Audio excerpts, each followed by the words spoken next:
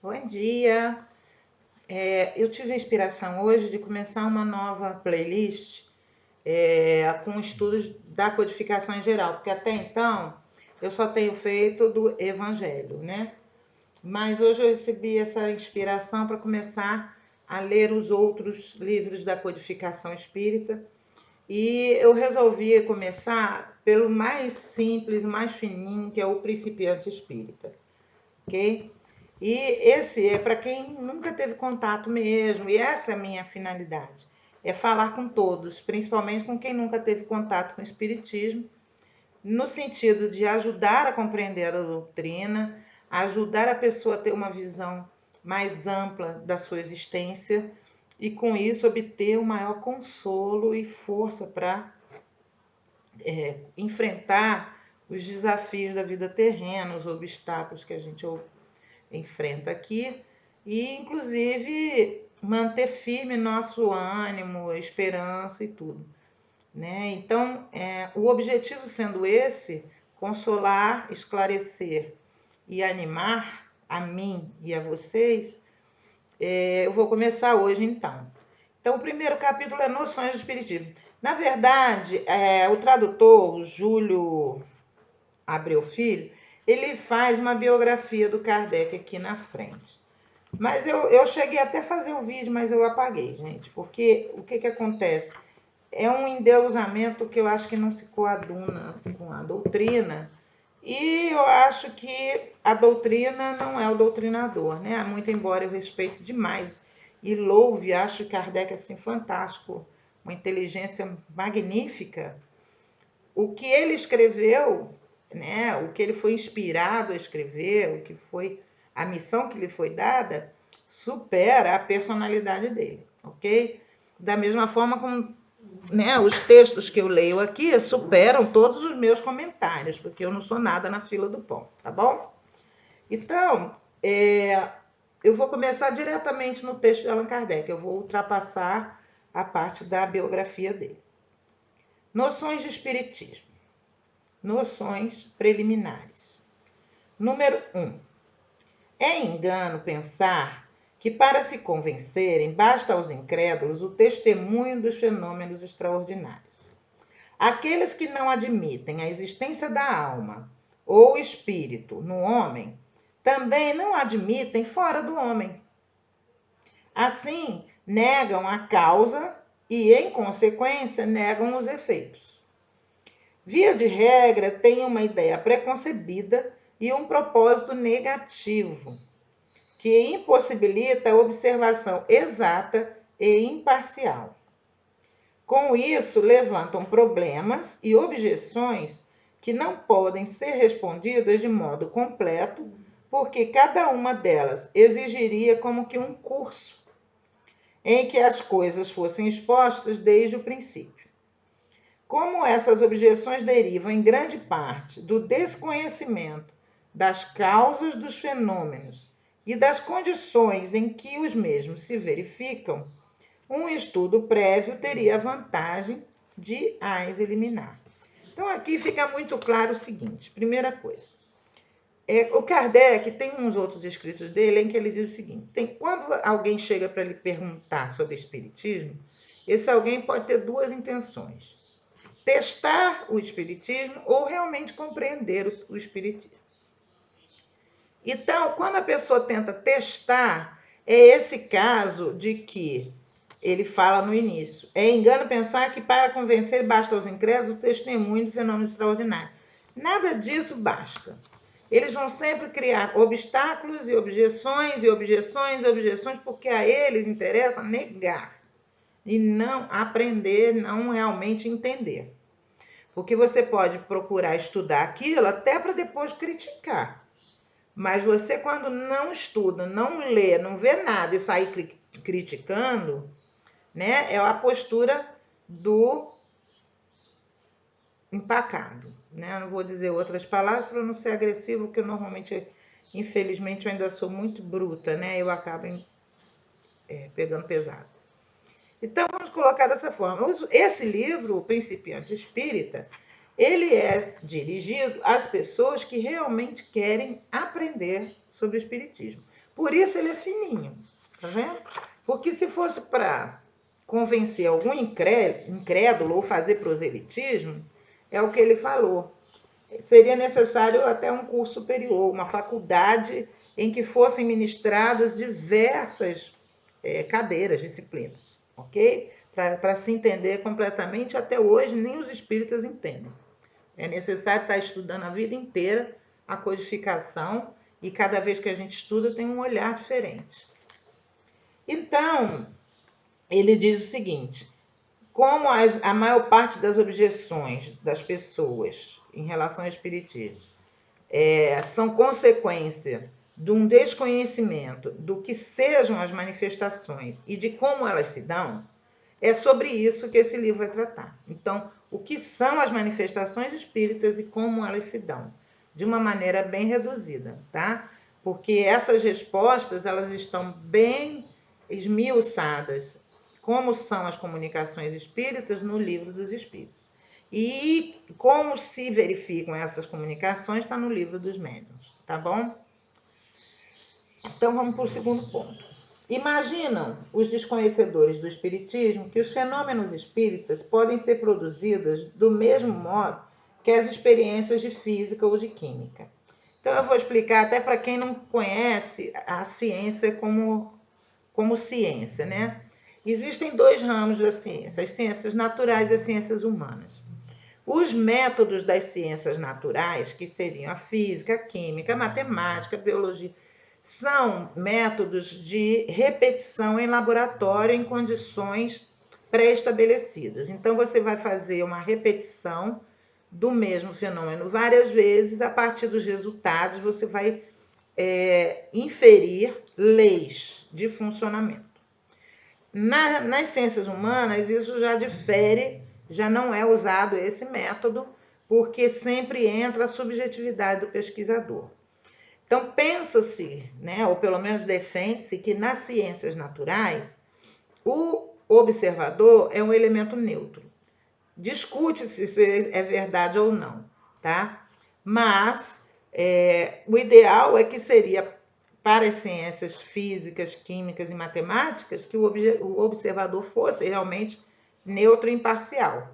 Repetisse aquele experimento e descrevesse somente os efeitos para poder inferir as leis ou negar as hipóteses, tá bom?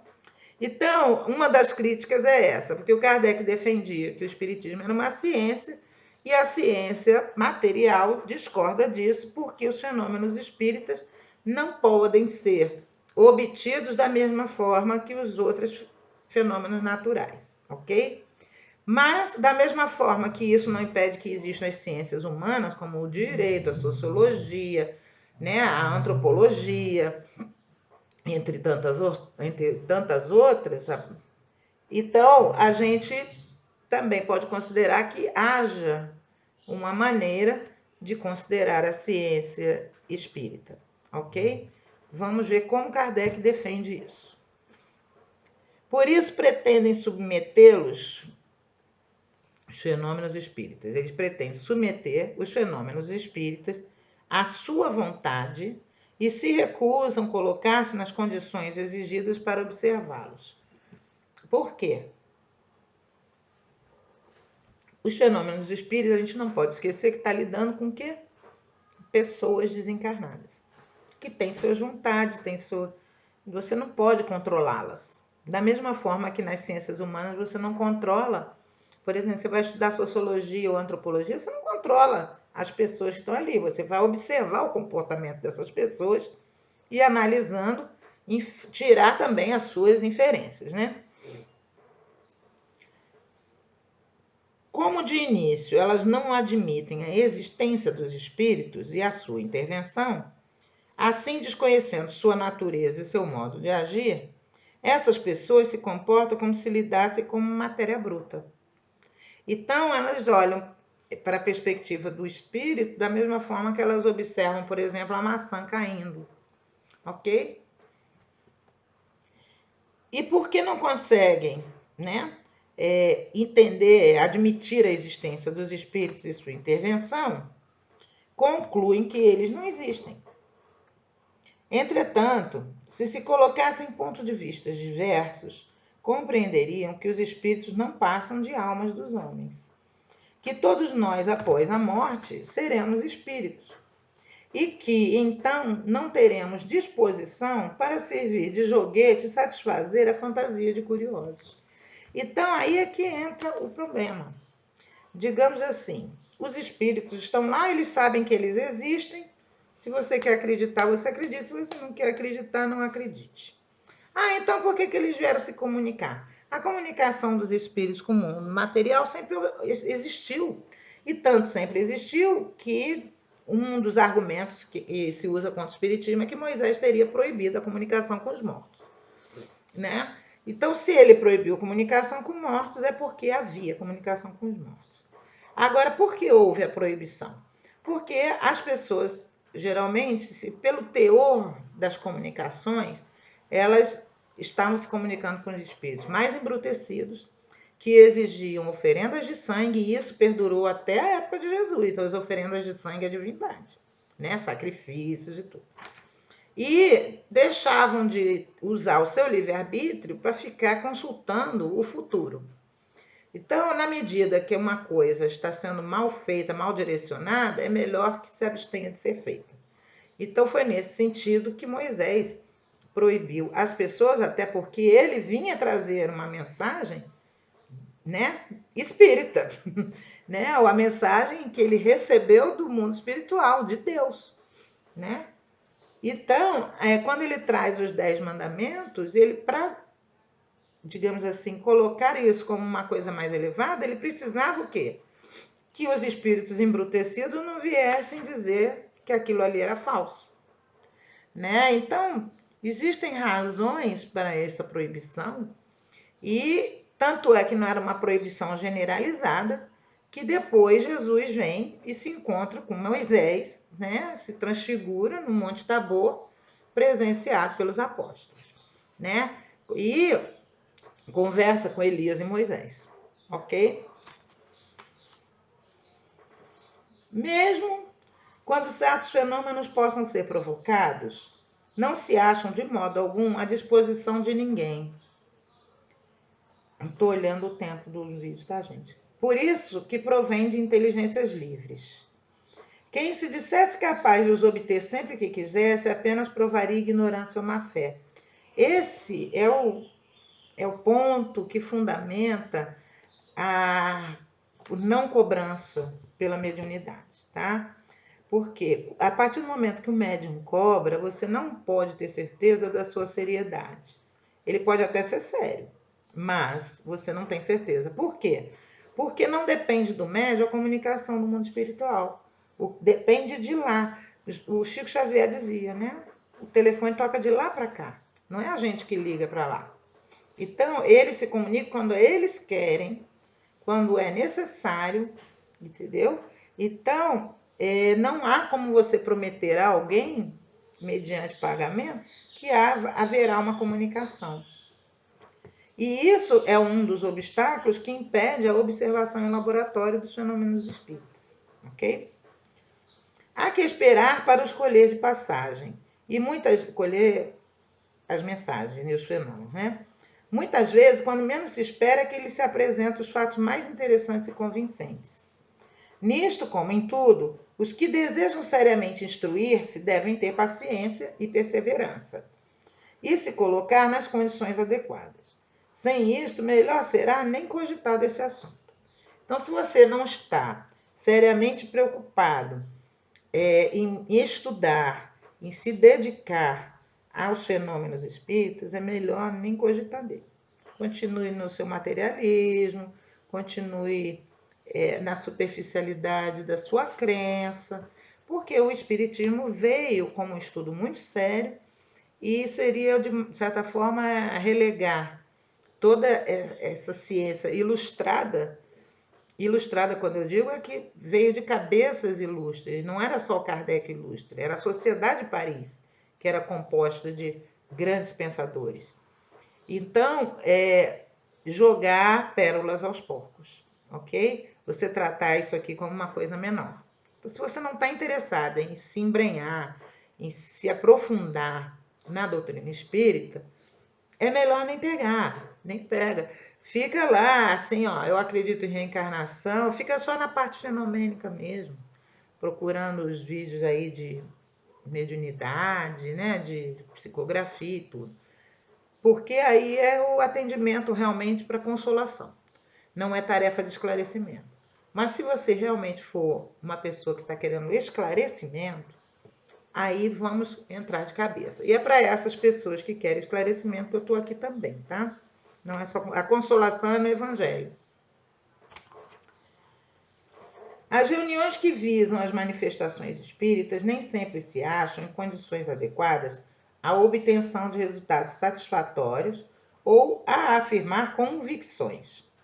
É forçoso mesmo convir que, por vezes, os incrédulos saem menos convencidos do que entraram e lançam em rosto dos que lhe falaram de caráter sério do espiritismo coisas ridículas que testemunharam. Isso acontece, gente. Você não tem noção como isso acontece. É verdade que, neste particular, não são mais lógicos do que aquele que pretendesse julgar uma arte pelas primeiras demonstrações de um aprendiz. Então, vamos lá. Você vai julgar Toulouse-Lautrec pelo desenho de uma criança no jardim de infância. Ok? Você não pode julgar a arquitetura pelas coisas de massinha que uma criança faz. Ok? Também o Espiritismo tem os seus aprendizes. E quem quiser informar-se não deve buscar os ensinos numa fonte única, porque somente o exame comparado pode permitir se firme é uma opinião. Então, isso já nos adentra no primeiro caminho que Kardec teve, porque Kardec, ele era cético. Ele vai estudar o Espiritismo para combatê-lo e acaba sendo ele o codificador. Então, ele vai frequentar as mesas girantes, ele verifica aquilo ali, as pessoas fazendo perguntas e as mesas respondendo. Ele diz, mas a mesa não tem inteligência e as respostas são inteligentes. Então, existe alguma inteligência provocando esse fenômeno. É assim que ele vai. Para todo efeito inteligente, tem que haver uma causa inteligente. Só que ele não se detém nas mensagens frívolas que eram dadas ali. Porque, como sempre, né, as pessoas usavam as mesas para perguntar, eu vou ganhar namorada, eu vou casar um dia, né? Eu vou ganhar na loteria. E ele não, ele ia com as suas perguntinhas. E ele ia fazendo perguntinhas mais sérias sobre a existência, sobre o mundo dos espíritos, o que tem depois da morte, né? E a partir daí é que ele vê que as respostas tinham sentido, né? E começa a verificar o tipo de resposta, ele vai a diversas reuniões, comparar as respostas, aí ele vê que algumas têm a mesma resposta para as mesmas perguntas em alguns sentidos, e aí é que ele começa a formular essa doutrina. Até o ponto em que ele chega à conclusão que os espíritos batedores que rodam mesas e tudo, geralmente são os mais embrutecidos, né? E eles é que dão início justamente à investigação. É pelo fenômeno que a pessoa é trazida, mas é pela filosofia que ela é mantida no espiritismo. Ok? Tem as reuniões frívolas o grande inconveniente de dar aos novatos que as assistem uma falsa ideia do caráter do espiritismo. E os que só hajam frequentado reuniões de tais espécies não podem levar a sério uma coisa que aos seus olhos é tratada com só menos importância, pelos que se dizem seus adeptos.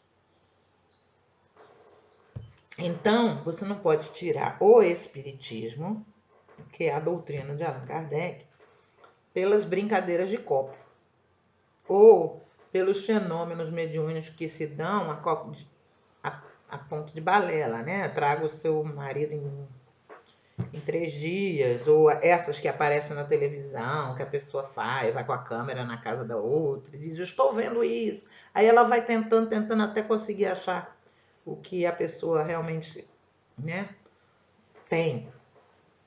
Essas coisas assim, você não pode julgar a doutrina espírita por isso, pela frivolidade com que tratam as coisas, né, as relações com os espíritos.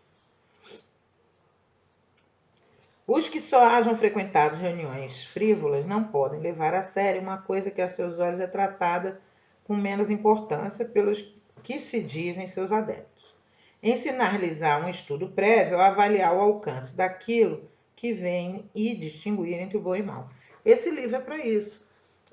Vai te dar um mínimo de conhecimento para você discernir se aquele lugar que você está frequentando tem uma seriedade ou está tratando isso como uma frivolidade, ok? Idêntico raciocínio se aplica aos que julgam o espiritismo pelo que dizem algumas obras esquisitas que o apresentam de modo ridículo e incompleto. Não pode o espiritismo sério responder pelos que mal o compreendem ou o praticam em desacordo com os seus preceitos, do mesmo modo que não responde à poesia pelos que fazem versos maus. Deploram a existência de tais obras prejudiciais à verdadeira ciência. Na verdade, seria preferível que só as houvessem boas. Entretanto, o maior mal está em quem não se dê ao trabalho de estudar todas. Aliás, todas as artes, como todas as ciências, estão no mesmo caso. Não aparecem tratados cheios de erros e de absurdos sobre as coisas mais sérias? Porque, no particular, seria o espiritismo privilegiado, principalmente em seu início. Se os que criticam não julgassem pelas aparências, saberiam aquilo que ele admite e aquilo que ele rejeita. Então, se essas pessoas que criticam, elas não ficassem só na superficialidade, elas entenderiam o que o espiritismo, a doutrina espírita, critica e o que ela aceita, o que ela rejeita e o que ela diz que é fenômeno espírita. E não responsabilizariam o espiritismo por aquilo que ele repele em nome da razão e da experiência. Então, final desse primeiro das noções preliminares, fica o convite de Allan Kardec ao principiante espírita, aquele que se interessa pelos assuntos da espiritualidade, a um compromisso de estudo, a um compromisso mais sério de investigação.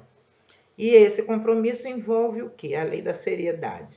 Envolve a pesquisa, a comparação de mensagens. No método kardeciano, isso vai se chamar controle universal dos ensinamentos dos espíritos. Ou seja, aquilo que diversos espíritos diferentes, em locais diferentes, se comunicando por médios diferentes, forem coincidentes, provavelmente tem um fundo de verdade. Então, é sobre isso que ele vai se debruçar, ou seja, sobre aquelas informações que foram unânimes. E aí existe um segundo passo, que é a submissão desse ensinamento à lógica e à razão. Se esses ensinamentos não afrontam a lógica e a razão, eles podem ser considerados os ensinamentos espíritas. Naquilo que ainda restasse dúvida, eram submetidos na Sociedade de Paris aos estudos desses ilustres e também às entidades da falange do Espírito de Verdade. E que, no caso, ali mais se apresentava a São Luís, que mais vinha para tirar as dúvidas, mas tinha mensagem de diversos espíritos, por isso uma falange. Ok? Então, primeiro vídeo do Principiante Espírita. Espero que vocês gostem, espero que venham para o segundo e que sejam bem-vindos também ao estudo da doutrina. Beijo da Lelê, pirilando para vocês.